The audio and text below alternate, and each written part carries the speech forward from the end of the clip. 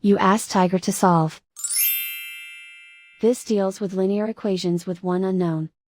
The final result is x equals 20. Let's solve it step by step. Simplify the expression. Group the coefficients. Find the lowest common denominator. Multiply the denominators. Multiply the numerators. Combine the fractions. Combine the numerators. Isolate the x.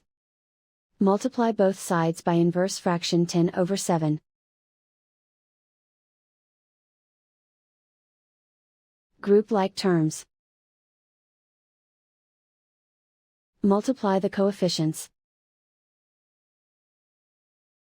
Simplify the fraction. Multiply the fractions.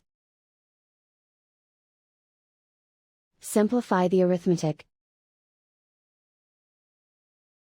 And so the final result is x equals 20.